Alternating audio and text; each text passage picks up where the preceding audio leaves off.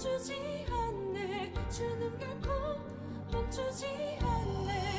주의 일하심 볼 수 없어도, 주의 일하심 알 수 없어도 주는 결코 멈추지 않네. 주는 결코 멈추지 않네. 주의 일하심 볼 수 없어도, 주의 일하심 알 수 없어도 주는 결코 멈추지 않네. 주는 결코 멈추지 않네. 주의 일하심 볼 수 없어도, 주의 일하심 알 수 없어도 주는 결코 멈추지 않네. 주는 결코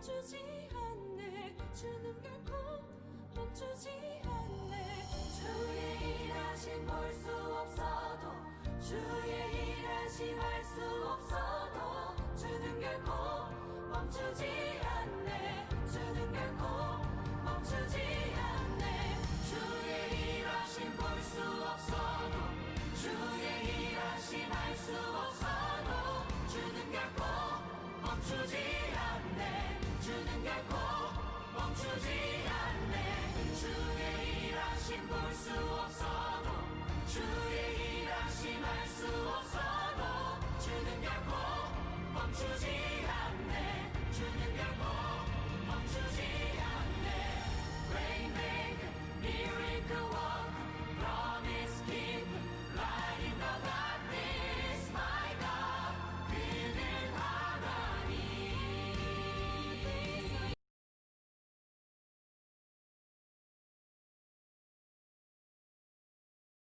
할렐루야. 오늘 예배 가운데 오신 여러분 환영합니다.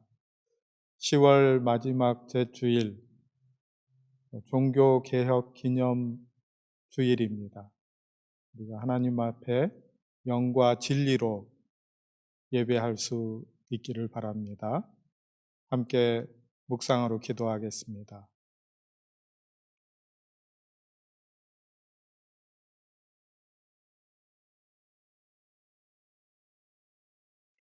우리가 예수로 말미암아 항상 찬미의 제사를 하나님께 드리자. 이는 그 이름을 증거하는 입술의 열매니라. 오직 선을 행함과 서로 나눠주기를 잊지 말라. 이 같은 제사는 하나님이 기뻐하시느니라. 선함과 인자하심으로 인생을 돌아보시는 하나님 아버지, 날마다 그 인자하심이 우리와 함께 하시는 줄 믿습니다. 거룩한 예배 자리에서 긍휼과 진리를 만나는 경험을 허락하신 우리 주님께 감사를 드립니다. 진리가 땅에서 솟아나고 의는 하늘에서 하감하는 역사를 이루어 주옵소서. 우리는 오직 하나님 아버지께 신령과 진정으로 예배 드립니다. 이 예배를 받아 주옵소서. 그리스도이신 예수님의 이름으로 기원하옵니다. 아멘.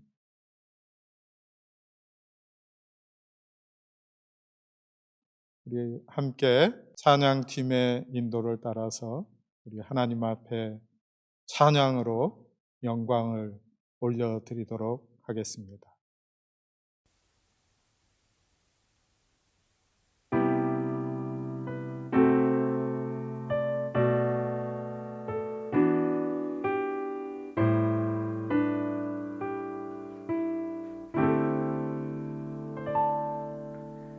예수 우리 왕이여 이곳에 오소서 보좌로 주여 임하사 찬양을 받아 주소서 예수 우리 왕이여 이곳에 오소서 보좌로 주여 임하사 찬양을 받아 주소서 주님의 찬양하오니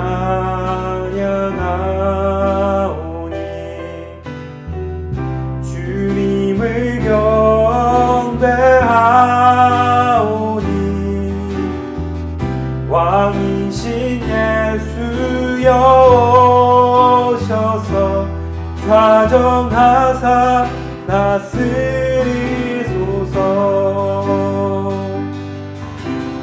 예수 왕이여 이곳에 오소서 보좌로 주여 임하사 찬양을 받아 주소서 주님을 찬양하오니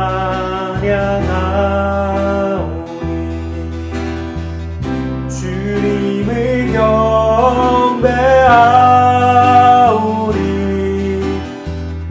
왕이신 예수여 오셔서 가정하사 다스리소서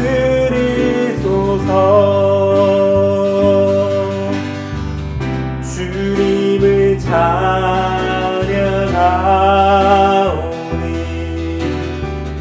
주님을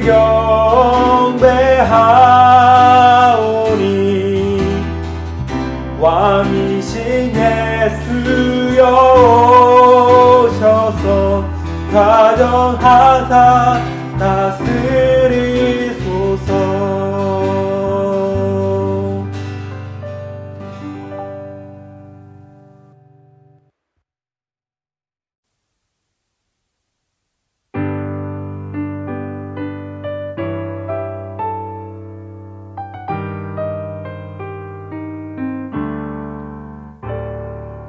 지금은 엘리야 때처럼 주 말씀이 선포되고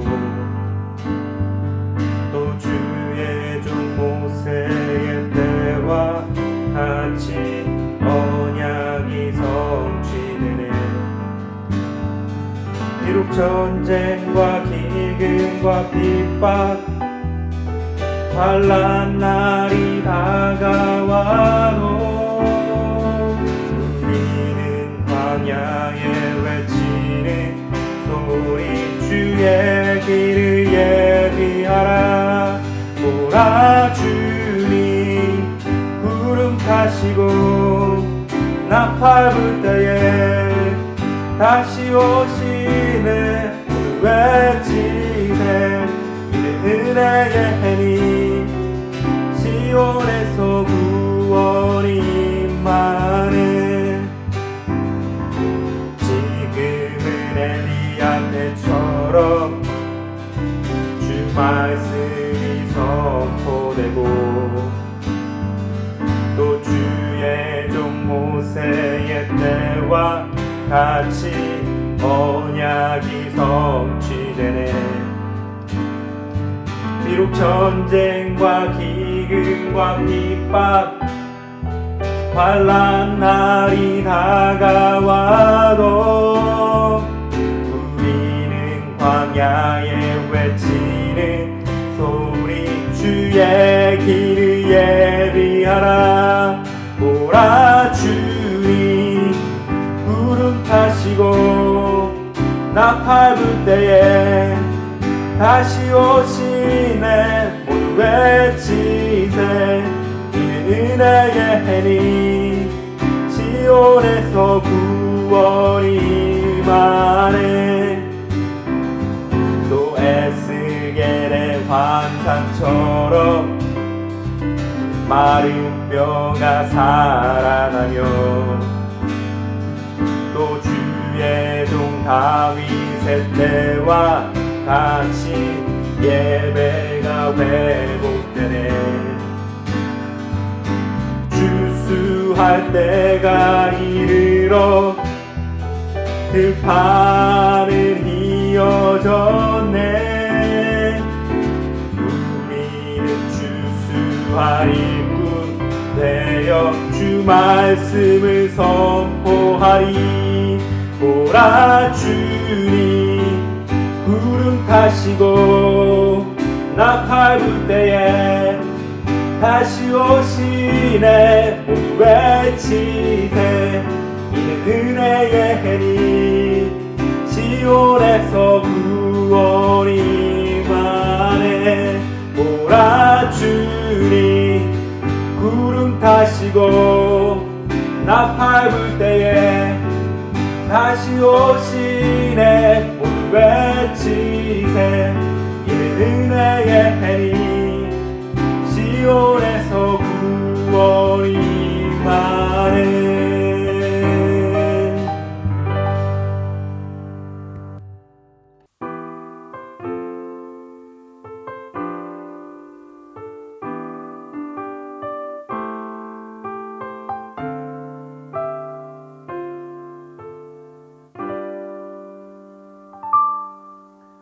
많은 이들 말하고 많은 이들 노래는 하지만 정작 가진 않는 길 두려운 생각보다 많이 힘들고 험한 길보단 그저 말로만 가려기에 점점 멀어져만 가네. 내게 생명 주었던 그 길 점점 이용하려 하네. 내게 사랑 주었던 그 길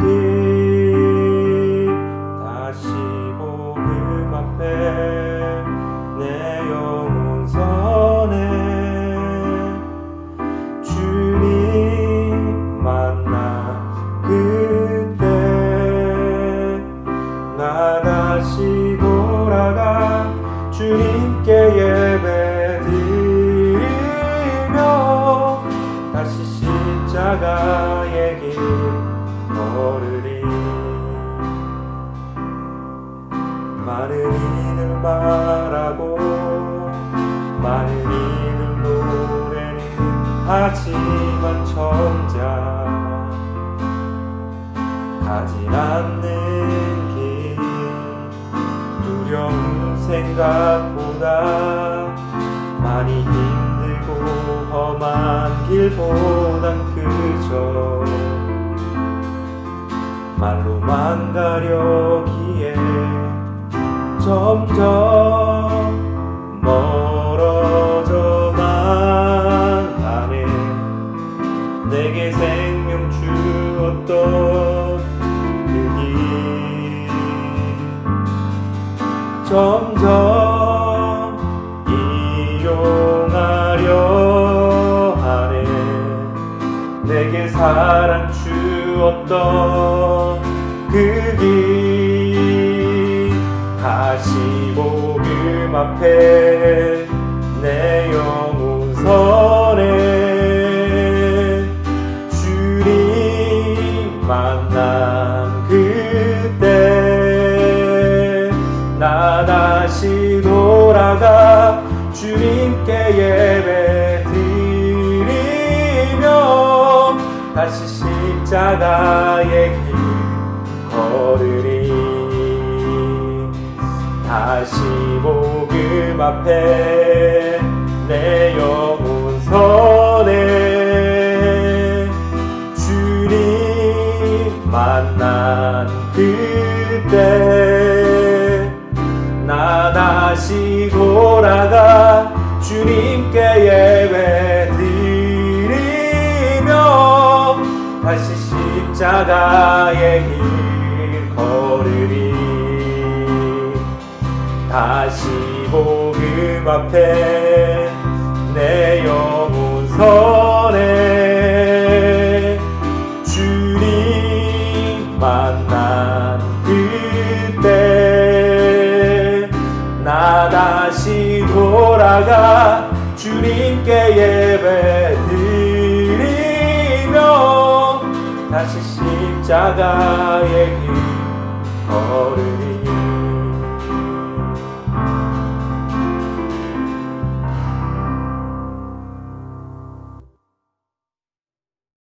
감사합니다. 우리가 우리 하나님 앞에 우리의 왕이신 우리 하나님 앞에 온전한 예배를 올려드리고 다시 복음 앞에서는 주님의 사람들이 되기를 간절히 바랍니다. 이 시간에 우리의 한 주간의 삶을 돌아보며 고백의 기도를 드리도록 하겠습니다. 하나님 앞에 고요히 자신의 모습을 살펴보면서 주의 은혜 안에서 묵상으로 혹은 조용한 음성으로 고백의 기도를 드리시기 바랍니다.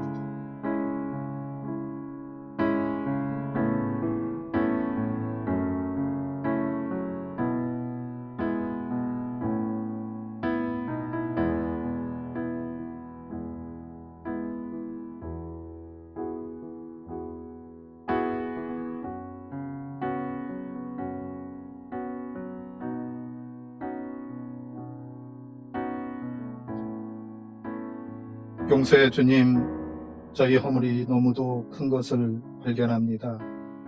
헤아릴 수 없이 많은 허물들이 겹겹이 쌓여 있습니다. 그 허물들은 또 다른 죄악들을 부르고 그것은 우리의 인생을 파멸로 몰아가려 합니다. 죄의 삭시 사망인 줄 저희도 알지만 죄악의 길에서 돌아서지 못하던 때가 있었습니다.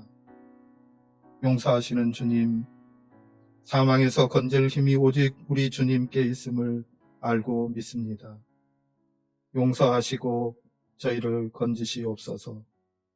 죽음의 계곡에 생명의 빛을 비추시옵소서. 예수님의 이름으로 기도합니다. 아멘.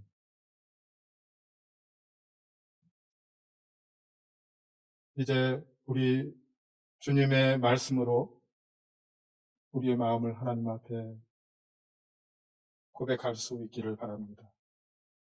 주는 계신 곳 하늘에서 저희의 기도와 간구를 들으시고 저희의 일을 돌아보옵시며 주께 득제한 주의 백성을 용서하옵소서. 아멘. 우리 영소받은 하나님의 백성으로서 기쁨 가운데 사도신경으로 우리의 신앙을 고백드리도록 하겠습니다. 나는 전능하신 아버지 하나님 천지의 창조주를 믿습니다. 나는 그의 유일하신 아들 우리 주 예수 그리스도를 믿습니다. 그는 성령으로 잉태되어 동정녀 마리아에게서 나시고 본디오 빌라도에게 고난을 받아 십자가에 못 박혀 죽으시고 장사된 지 사흘 만에 죽은 자 가운데서 다시 살아나셨으며 하늘에 오르시어 전능하신 아버지 하나님 우편에 앉아 계시다가 거기로부터 살아있는 자와 죽은 자를 심판하러 오십니다. 나는 성령을 믿으며 거룩한 공교회와 성도의 교제와 죄를 용서받는 것과 몸의 부활과 영생을 믿습니다. 아멘. 오늘 우리에게 주시는 하나님의 말씀은 열왕기하 2장의 말씀입니다.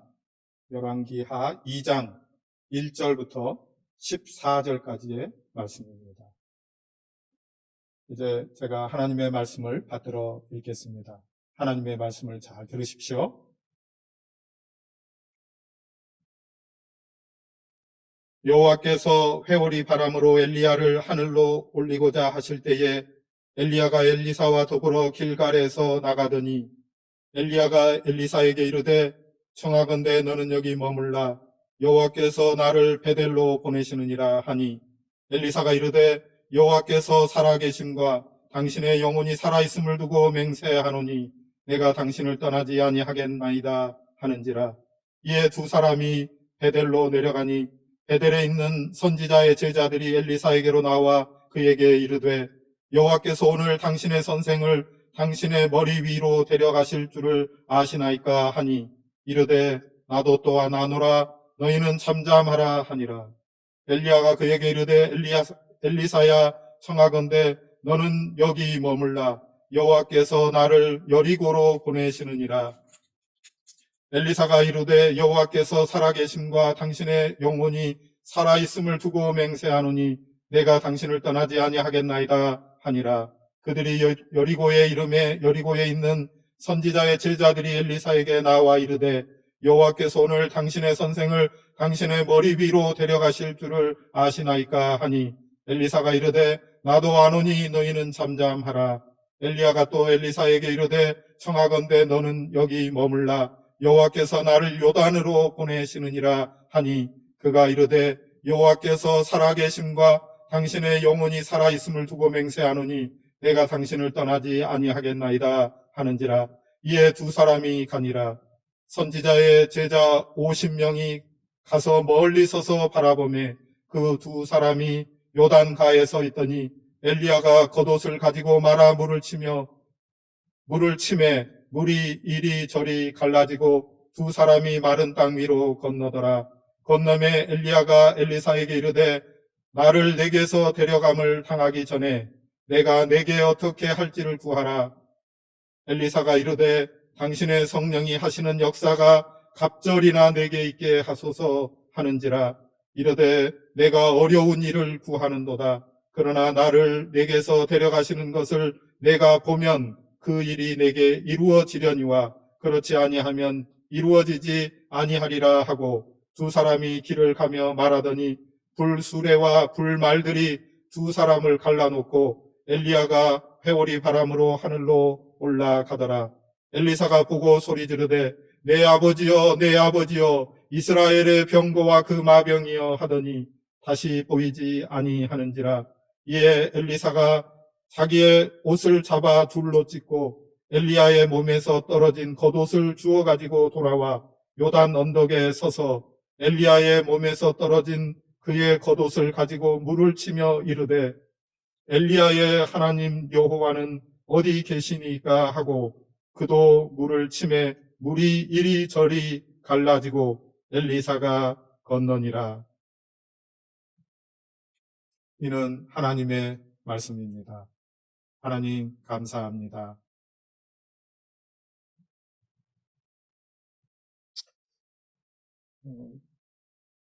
제게는 제가 존경하고 따르고 싶은 몇 분의 선생님이 있습니다. 그 중에 오래전에 이미 학교에서 은퇴하셨지만 지금도 여전히 하나님의 복음에 대한 열정과 후학들을 가르치는 일들을 여러 모양으로 감당하고 계시는 서정훈 선생님이 계십니다. 우리는 이 선생님을 은퇴하신 지가 오래되었지만 아직도 총장님이라고 부릅니다. 제가 신학대학원을 다니던 시절에 학교에서 총장직을 수행을 하셨었는데 지금도 저희는 총장님이라고 그렇게 입에 붙어서 그렇게 부르고 있습니다. 이 서정훈 총장님이 이제 은퇴하시고서 마지막 책이라고 생각할 수 있는 책을 내셨습니다. 그리고 얼마 후에 이제 그 책을 소개하는 북콘서트를 열려고 하는데 북콘서트를 열기 전에 기독공고의 기자가 선생님을 만났습니다. 며칠 전에 만나서 인터뷰한 것을 기독공고에 실었는데 그 기사를 읽게 되었습니다. 선생님이 내신 책의 제목은 단순한 선교라고 하는 책입니다. 이 책 가운데에 선교사이셨고 선교를 생애 목표로 삼으시고 사셨고 또 후학들에게 선교학을 가르치셨던 그분의 모든 생각들이 망라되어 있습니다. 그런데 그것이 복잡하고 많은 내용들을 가지신 것이 아니라 책 제목대로 단순한 선교. 저는 이 제목을 보면서 철저한 혹은 깊이 있는 온전한이라는 말로 이 단순한이라는 말을 읽었습니다. 그 책에서는 세 가지 선교에 관한 이야기를 들려줍니다. 제일 첫 번째로 선교란 무엇인가, 그리고 그 다음으로는 선교사는 누구인가? 세 번째는 선교 어떻게 할 것인가? 매우 기본적이고 그러면서도 가장 중요한 세 가지 선교에 대한 이야기들을 들려줍니다. 네, 북 콘서트를 앞두고 한 인터뷰에서 이 서정훈 총장님은 오늘날 우리들이 만나고 있는 이 시대, 특별히 코로나19의 때를 지나가고 있는 교회에 대하여 이야기를 하면서 이런 이야기를 들려주셨습니다. 역사를 보면 사회에서 기독교에 대한 인식이 좋았을 때 부흥했고 그렇지 않을 때는 쇠퇴했다. 이렇게 얘기를 하면서 이번 코로나19 상황을 계기로 교회가 그동안 어떻게 해왔는가를 돌아보아야 한다라는 말씀을 해주셨습니다. 또 교회는 제도화될수록 영적인 탄력이 없어지는 것을 경계해야 한다 하는 말씀도 강조하셨습니다. 호식, 오만, 불통, 쇠퇴의 길을 반복하지 않도록 교회가 어떻게 예수님의 가르침을 실현하는 것인가를 더 생각해 봐야 한다라는 뜻으로 들려주신 말씀입니다. 서명애 총장님은 코로나 시대 선교의 어려움에 대해서도 공감하시면서 이런 이야기를 들려주십니다. 시대의 흐름에 따라 기독교에 대한 호감도가 높으면 부흥이 일어나고 반대의 경우는 쇠퇴했다면서 지금은 선교의 어려운 시대를 맞고 있다라고 진단했습니다. 그러나 기독교 초기에도 선교사들이 역병에 시달리면서 순교하면서도 선교는 계속되었다는 것을 상기시키시면서 선교는 끊이지 않고 이어갈 수 있다라는 말씀도 들려주셨습니다. 또 어떻게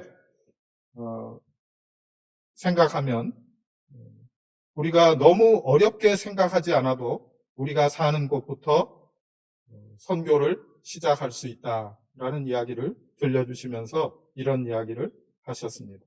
선교는 우리 앞 1m부터 시작한다. 코로나19 시대의 말로 바꾼다면 저는 이렇게 말해야 될 것 같네요. 선교는 우리 앞 1.5m부터 시작한다. 삶 가운데에서 선교를 실천하는 것에 대해서 도전하신 말씀입니다. 오늘이 종교개혁 503주년을 기념하고 기억하는 날입니다. 이 주일에 서 총장님께서 들려주신 한 이야기가 저의 마음에 와 닿았습니다. 현재 교계 내에서 이루어지고 있는 여러 가지 복음 앞에서 복음에 입각한 하나님의 말씀에 기초를 둔 하나님의 은혜와 예수 그리스도가 우리의 주님이십니다. 믿음으로 주님이 의롭다 하심을 힘입어서 구원에 이르게 되는 이 진리를 말했던, 그러므로 하나님의 영광만이 우리에게 표대가 된다.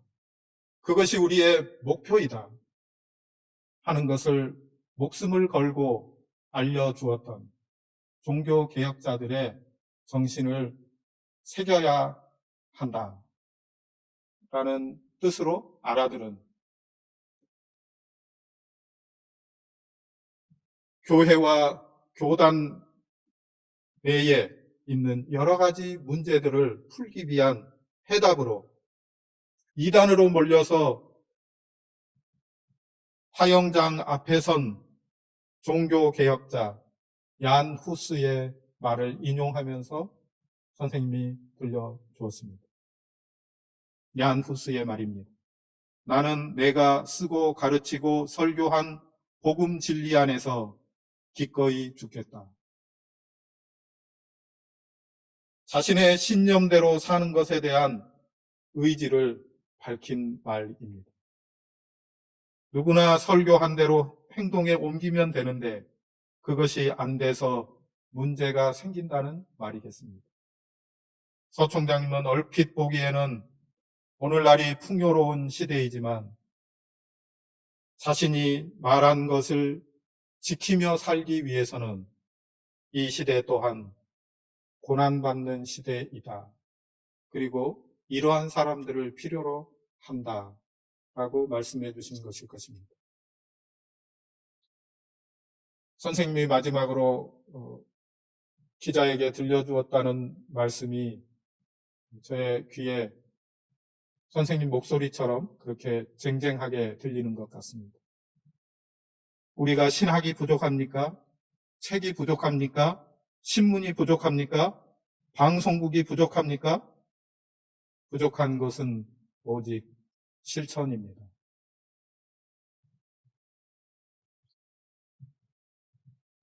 오늘 우리가 함께 읽은 본문의 말씀은 이제 엘리야가 하나님께로 돌아갈 때가 가까운 것을 깨닫고 자신의 마지막 삶을 돌이켜보는 시간을 갖기 위해서 홀로 있는 시간을 요구하는 이야기부터 시작이 됩니다.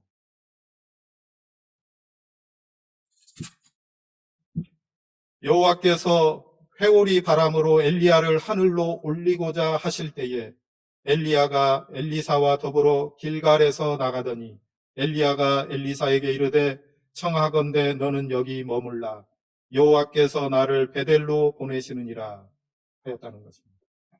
이제 내가 하나님께로 돌아갈 시간이 되었으니 너는 나와 함께 하지 말고 여기 머물러 있어라.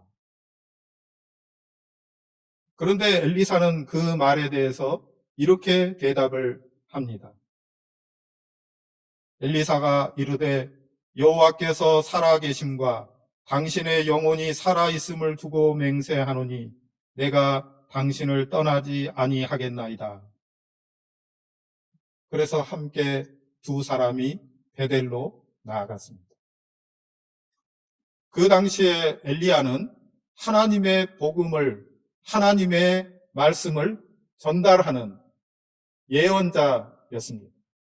그뿐만 아니라 이 엘리야는 신학교를 세우고 선지들을 기르는, 선지자들을 기르는 선지학교를 운영하는 교장 선생님이었습니다. 그래서 그가 세운 베델에 있는 신학교에 신학생들을 만나러 간 것입니다. 베델로 두 사람이 내려갔습니다. 3절 말씀, 베델에 있는 선지자의 제자들이 엘리사에게 나와 그에게 이르되 여호와께서 오늘 당신의 선생을 당신의 머리 위로 데려가실 줄을 아시나이까? 무슨 말입니까? 선생님이 하나님께서 그를 죽음을 보지 않고 하늘로 올려가심을 보게 될 텐데 하늘로 올라가시는 때가 되었는데 당신은 왜 선생님을 귀찮게 합니까? 선생님이 너는 여기 머물러 있으라 하는데 왜 여기까지 따라왔습니까? 이렇게 묻는 겁니다. 그러자 엘리사가 말합니다. 나도 안다. 나도 아노니 너희는 잠잠하라. 나도 압니다. 여러분은 조용히 계세요. 라고 말한 것입니다. 또 이번에는 엘리야가 엘리사에게 너는 여기 머물러 있어라. 나는 여리고로 가보아야 되겠다. 또 동일한 대화가 이어집니다. 그리고 여리고에 갔을 때 그곳에 있는 선지학교의 제자들도 똑같이 말합니다. 그 당시에 선지학교는 오늘날처럼 등록금을 내고 학생들이 학비를 내서 학교를 다니던 때가 아니고 엘리야가 선생님으로서 그들을 다 신학교에 불렀을 때에 그들에게 학비를 받지 않는 것은 물론이고 먹을 것과 생활할 수 있는 것들까지 책임져야만 하는 그런 때였습니다.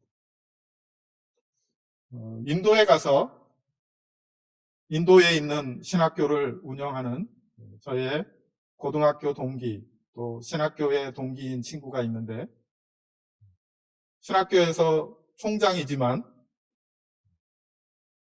학비로 그 학교를 운영하지 않습니다. 오히려 학생들에게 학비도 실비 혹은 거의 받지 않는 만큼의 학비를 받고 그분들을 기숙사에 생활하게 하면서 훈련도 하고 그들을 돕는 역할을 하는 것을 보고 있습니다. 이 엘리야가 세운 선지 학교는 성경에 나오는 공식적으로 나와 있는 첫 번째 선지 학교입니다. 그래서 제가 학교에, 신학교에 다닐 때 제가 책을 사면 책 뒤에 항상 책을 산 날짜 또 특이점이 있으면 어떠한 때에 이 책을 구입했다 하는 이야기들을 간단하게 써둔 것이 있습니다. 그렇게 하고 난 다음에 제가 저의 서명을 하기 전에 그 책에 광나루 선지 동산에서라고 표시를 했던 것을 기억합니다. 선지 학교라는 표현을 써서 책에 서명을 해두었는데 이 선지 학교가 성경에서는 엘리야가 세운 선지 학교 이야기가 나오는 거죠. 여기 선지 학교에서 선지자의 생도들, 신학생들이 엘리사에게 여리고에서도 베델의 신학생들과 똑같은 이야기를 들려줍니다. 그러나 또 엘리사도 똑같은 말로 대답을 합니다.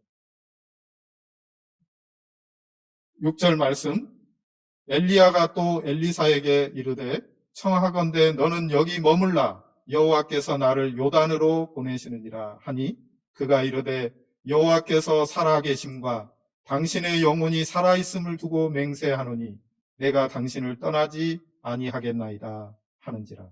이에 두 사람이 가니라. 이제 베델에서 여리고로, 여리고에서 요단으로 다시 들어가는 모습을 보여줍니다. 그리고 7절 말씀에 선지자의 제자 50명이 가서 멀리 서서 바라보매 그 두 사람이 요단가에 서 있더니 엘리야가 겉옷을 가지고 말아 물을 치매 물이 이리저리 갈라지고 두 사람이 마른 땅 위로 건너더라.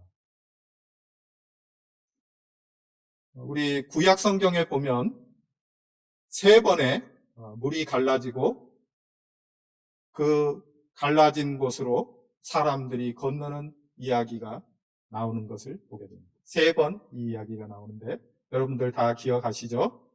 하나님께서 애굽에서부터 이스라엘 백성들을 불러내셨을 때에 홍해 앞에서 모세를 통하여 하나님께서 홍해를 가르시고 그곳을 마른 땅을 건너었고 그리고 그의 후계자였던 여호수아를 통해서 물이 범람할 시기에 맥주를 거두는 그 시기에 요즘 오늘과 같은 이런 시기죠.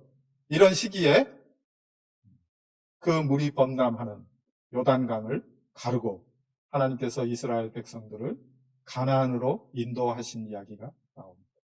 그리고 오늘 여기 엘리야가 자기의 겉옷을 벗어서 이 요단을 이리저리 겉옷으로 쳤더니 그 물이 이쪽으로 저쪽으로 갈라져서 두 사람이 마른 땅을 건너듯 건넜다는 것입니다. 이 이야기를 통해서 하나님께서 엘리야에게 허락하신 그 은혜가 무엇인가 하는 것을 보여줍니다. 하나님께서 홍해를 가르고 이스라엘 백성을 인도해 내서 하나님의 말씀을 받게 하고 그들은 하나님 앞에 제사장 나라가 되고 하나님께서는 그들의 하나님이 되시는 이 놀라운 일들을 허락해 주셨습니다. 이스라엘 백성들이 요단을 마른 땅처럼 건너게 하셔서 이스라엘 그들이 언약의 땅의 백성인 것을 보여주셨습니다. 그리고 오늘 이 본문 말씀 가운데 있는 대로 엘리야가 요단을 가르고 이쪽에서 저쪽으로 건너가는 모습을 보여주고 있습니다.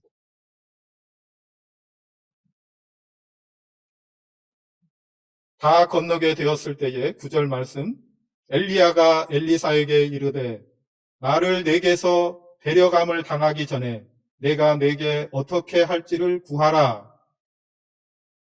이제 내가 하늘로 들림을 받기 전에 너는 나에게 내가 왜 여기까지 따라오게 되었는지 너의 마음에 품은 생각을 말하라 하는 것입니다.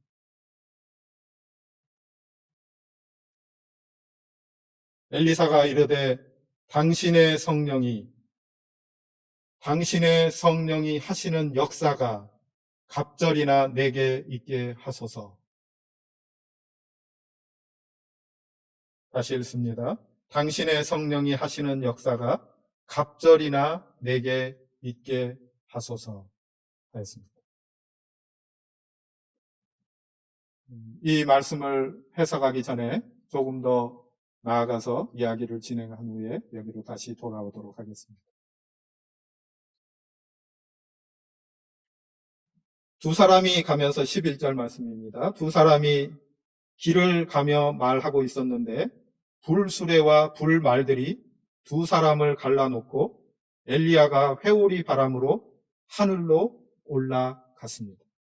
12절 엘리사가 보고 소리 지르되 내 아버지여 내 아버지여 이스라엘의 병거와 그 마병이여 하더니 다시 보이지 아니하는지라. 이에 엘리사가 자기의 옷을 잡아 둘로 찢고 엘리야의 몸에서 떨어진 겉옷을 주워 가지고 돌아와 엘리야가 하늘로 올리워 갈 때 그 요단을 갈랐던 겉옷을 기억하시죠? 요단을 갈랐던 그 겉옷이 떨어졌는데 그것을 주워 가지고 왔다 하는 말입니다. 엘리야의 겉옷을 엘리사가 가지게 되었습니다. 이것이 무엇을 뜻합니까? 이 이야기를 알기 위해서는 이스라엘의 이야기를 조금 해야 합니다. 이스라엘, 야곱. 이스라엘의 원래 이름은 야곱이죠. 야곱. 그가 아들 12이 있었는데 그의 11번째 아들인 요셉에게 그가 채색 옷을 입혀주었습니다. 그 채색 옷을 입힌 것을 보고 그 형들이 이 요셉을 시기했습니다. 요셉 위로 있는 10명의 형들이 요셉을 죽이고자 했습니다.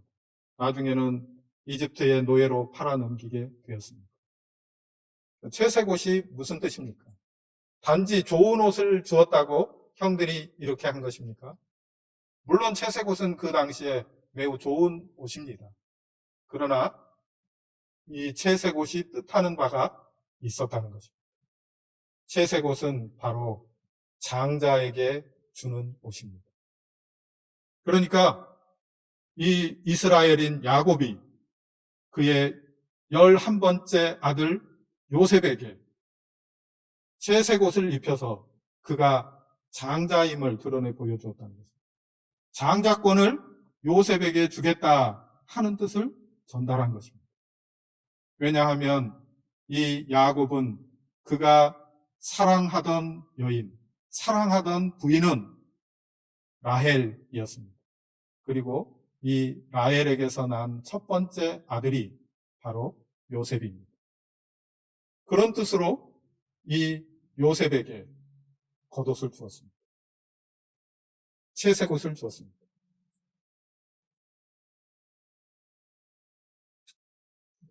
그런데 장자의 권리를 받는다는 것은 형식적으로는 그 아버지의 대를 잇는다는 것이고, 재산상에 있어서도 그 장자에게 주는 몫은 다른 모든 자녀들의 2배였습니다. 이 일은 실제로 일어나게 되었는데, 야곱이 나이가 많고 이제 하나님께로 돌아갈 때가 가까이 왔을 때에 그 아들들을 축복합니다. 그런데 그 축복하는 이야기 가운데 다른 이야기 하나가 들어있는데, 그것은 요셉에게 축복하지 않고 요셉의 아들들에게 축복했다는 이야기가 등장을 합니다. 요셉의 2 아들이었던 므낫세와 에브라임, 이 2 아들을, 이 2 아이는 내 손자가 아니고 나의 아들이다, 이렇게 말한 것입니다. 이렇게 하여서 요셉의 2 아이 므낫세와 에브라임이 삼촌들과 같은 반열에 오르게 되었다는 것입니다. 10명의 요셉의 형들, 그리고 베냐민, 그 지파들 가운데에 요셉의 이름은 없습니다. 요셉 지파는 없습니다. 대신에 므낫세 지파가 있고 에브라임 지파가 있습니다. 그래서 2 아들을, 요셉의 2 아들을 야곱이 자기의 아들이라고 하고 축복을 하면서 각각 한 몫씩을 주니까 요셉은 결과적으로 2배의 몫의 상속을 받게 된 것입니다.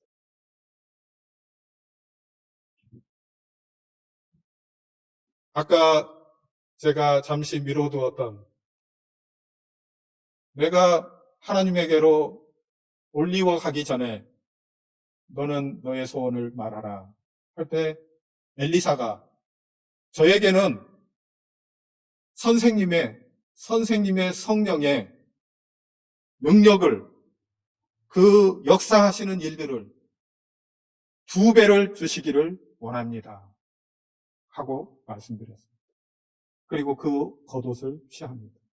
이것은 바로 엘리사가 엘리야의 모든 하던 일들을 자신에게로 가져오겠다고 하는 뜻입니다. 그런데 지금 엘리야가 하나님에게로 돌아가고 엘리사가 하나님의 말씀을 받아서 예언을 해야 하는 이 시기는 예언자로서 특권을 누리는 시대가 아닙니다.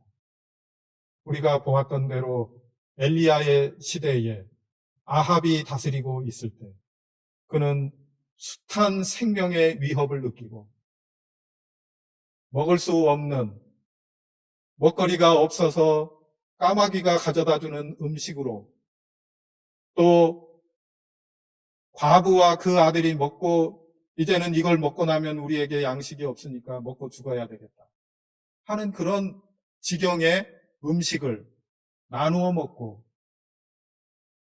모든 삶의 과정 가운데에서 세례 요한처럼 그렇게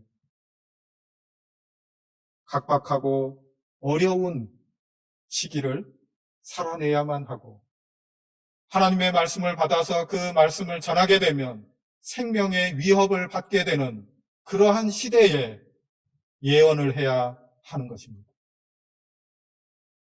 죽음을 각오해야 하고 어려운 시간들을 지내며 살아야 하는 것을 알고 있습니다.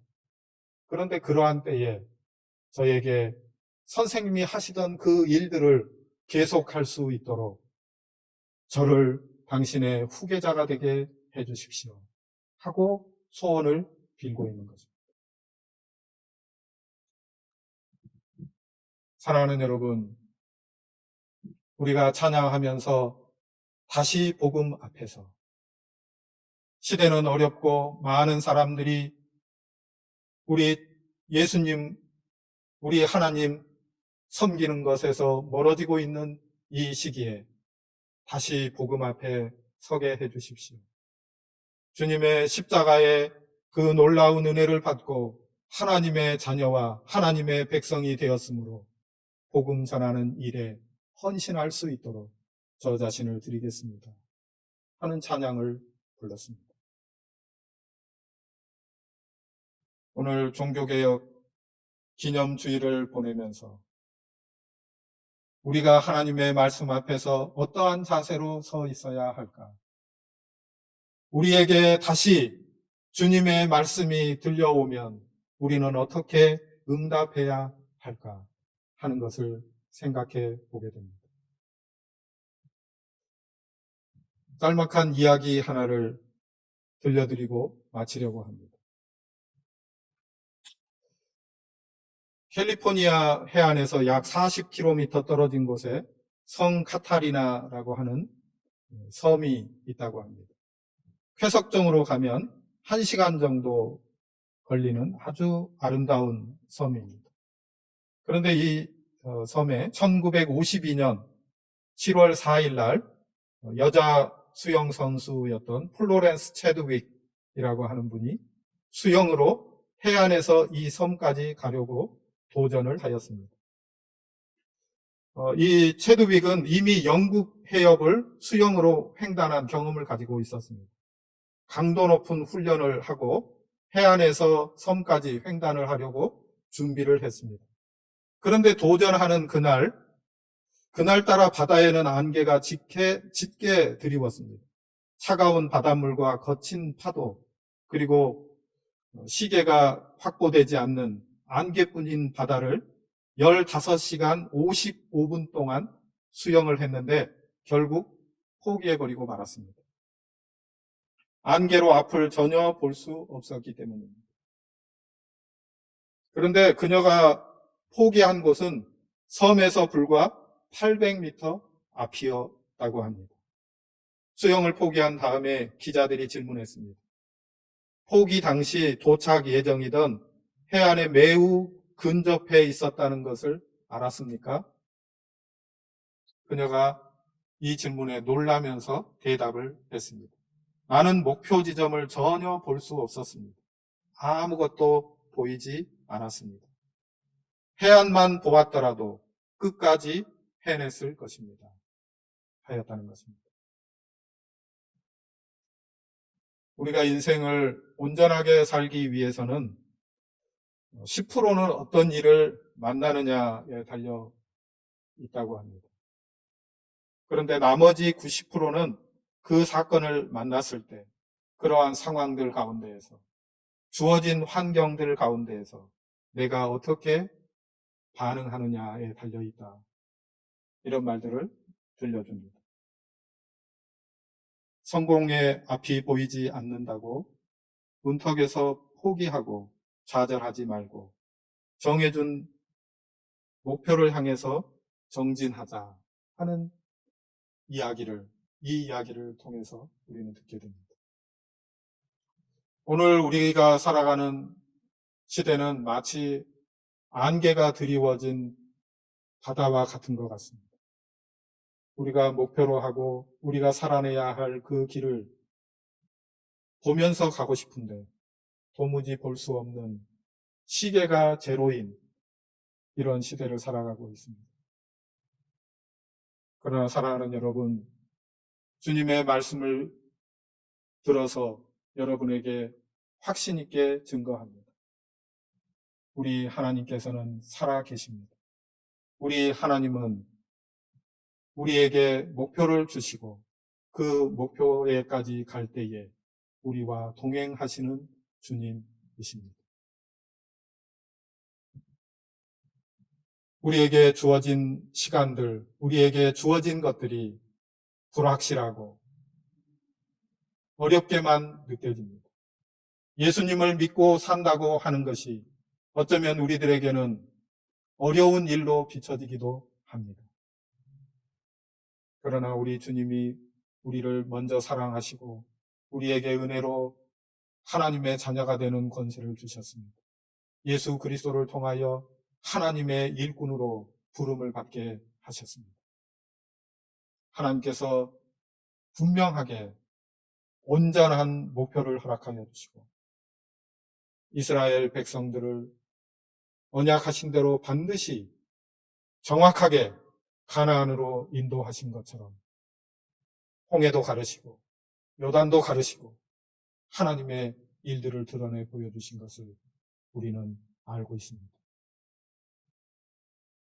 엘리야가 성령의 역사로 말미암아 가졌던 그 역사들의 갑절을 주시옵소서 하신 것은 엘리사에게는 특권이 아니었습니다.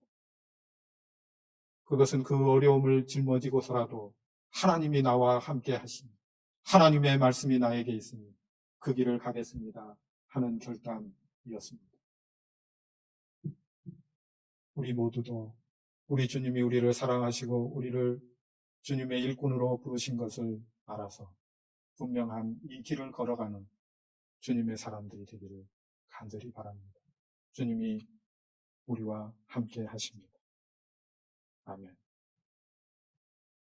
기도하십시다. 하나님 아버지 은혜를 감사합니다. 주의 은혜로 저희들을 지켜주시고 인도해 주셔서 주님의 뜻을 따라 살아가게 저희를 주의 자녀로 부르시고 저희를 주님의 복음을 위한 일꾼으로 불러주셨사오니 감사합니다. 이 일들을 감당할 수 있도록 이 어려운 시대에 더욱더 주님이 우리와 함께하여 주시옵소서. 그리하여 주님이 허락하신 이 길을 기쁨과 감사함으로 걸어가게 하시고 주님을 기뻐하며 걸어가는 길이 되게 하여 주시옵소서. 우리 주님 예수님 귀하신 이름으로 기도합니다. 아멘. 네. 감사합니다. 벌써 우리가 10월 마지막 제 주일 예배를 드리고 있습니다. 우리 하나님께서 여기까지 인도하신 것은 앞으로의 길도 인도하실 것이라는 언약인 줄 믿습니다.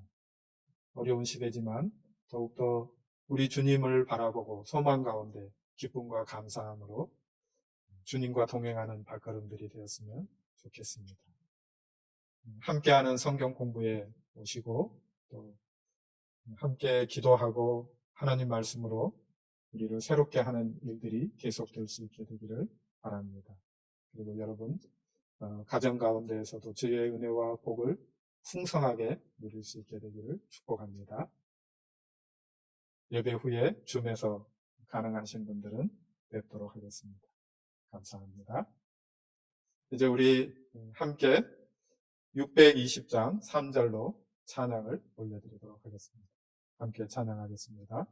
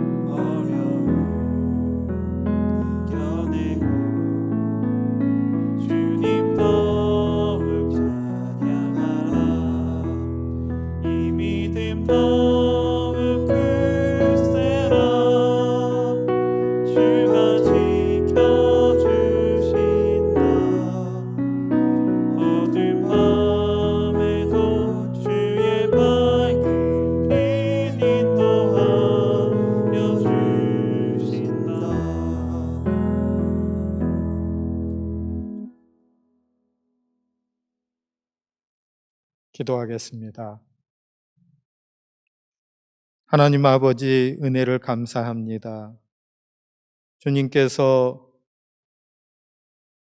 하나님의 복음의 말씀과 우리 주 예수 그리스도의 은혜로 구원하시는 것을 믿음으로 받고 저희 자신으로 구원 얻을 수 없는 것을 깨달아 우리 주님과 말씀을 의뢰하게 하시고 오직 하나님의 영광을 위하여 교회가 새로워지도록 개혁을 일으켜 주시고 또 개혁하는 교회 안에서 우리가 함께 살아가도록 이끌어 주셨음을 감사합니다.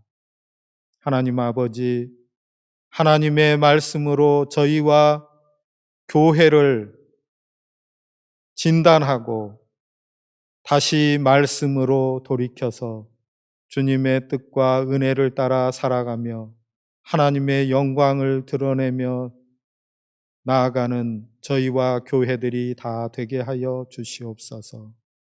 저희에게 베푸신 모든 은혜를 감사하며 주님 앞에 감사의 예물과 모든 것이 주께로부터 온 것임을 고백하며 11조의 예물과 주님이 저희를 부르셨을 때에 저희가 하나님 앞에 여기 있습니다 감사하며 저희 자신을 드리는 심령으로 드리는 모든 예물들과 저희 자신, 저희의 예배를 받아주셔서 주님의 은혜로 풍성하게 채워주시고 삶 가운데 주님과 동행하는 기쁨을 누리게 하시며 이 모든 것을 사용하셔서 주님의 영광을 드러내시고 주의 뜻을 이루어 주시옵소서.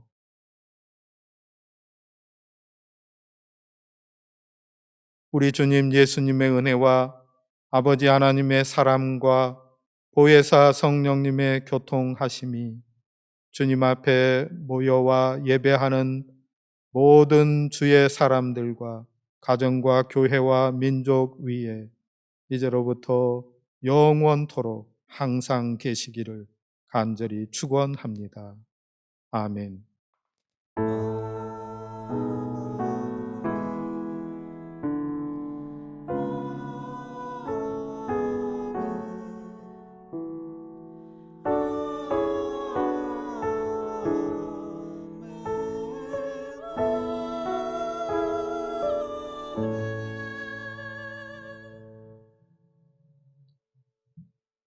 감사합니다.